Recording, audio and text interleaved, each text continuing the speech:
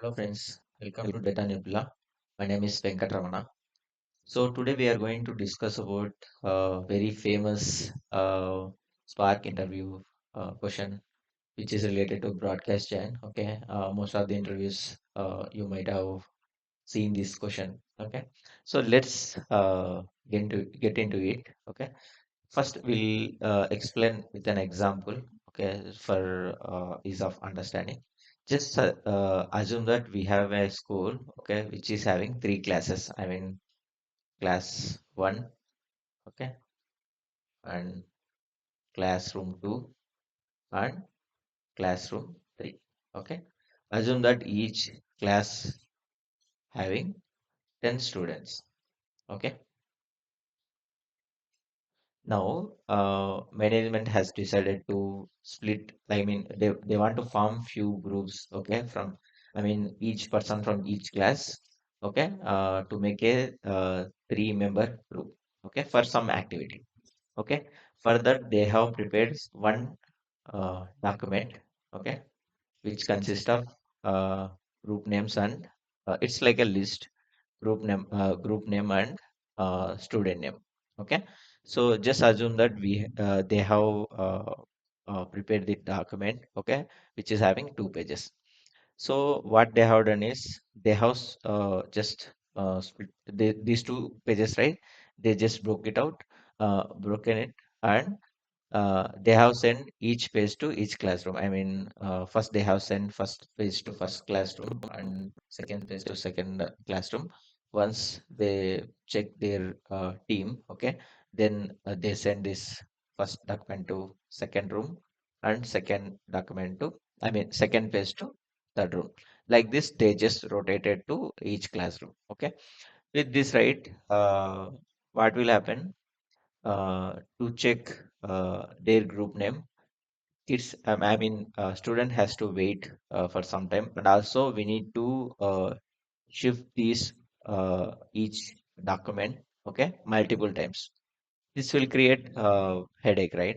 So instead of that, okay, what we can do instead of doing that, if you take a 3 copies of this document, I mean 3 copies of this document, whole document, and shift this document to each class at a time. I mean, each document, each copy, we can shift it to each classroom. Okay, at a time, what we can do, each student can see their group name. I mean, parallelly, right? So this is the concept we are going to use for broadcast channel also. Okay, instead of splitting this document to multiple classrooms, what we'll do, we'll take a copy and we'll shift this copy to each classroom so that everything like no need to like shuffle our papers and no need to like wait for to check the group name. Okay, so we'll just explain how in Spark also it works. Okay, let me just erase this. I'm just using this first time, so sorry.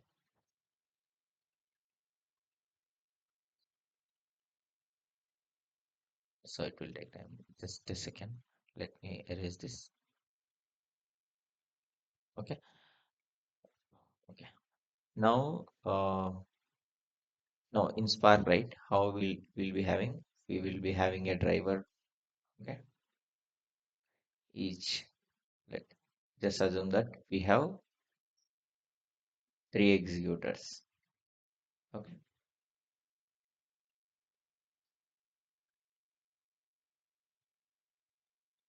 Now we want like as I said, I'm just taking 3 executors as an example.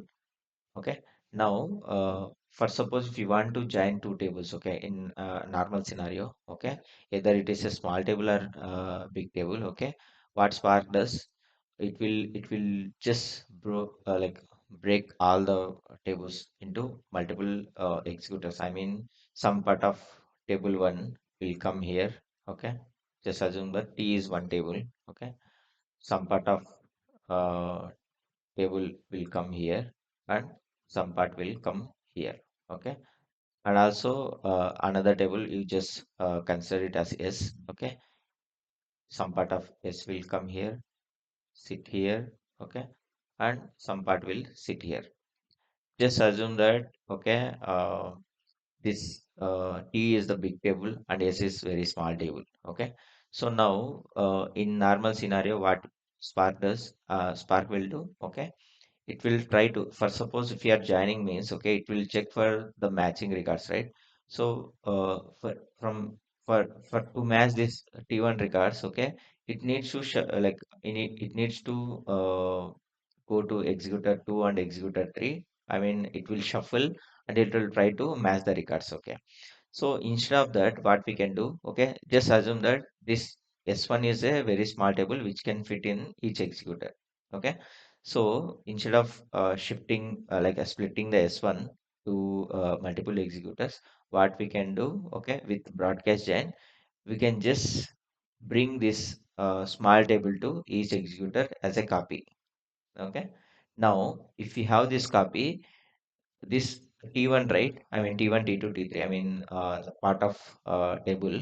Okay, it no needs to shuffle with other executors, right? It can directly, as we have all the data of a small table here in each executor, it can directly join here and it can produce the result. Okay, this is the concept we need to understand. This is very simple concept only. Only class is okay if one table is very small. I mean small table like a dimension table. Then only we can go with broadcast and otherwise go with other giants. Okay. So yeah, that's it, guys. Hope you guys understand. Thank you so much.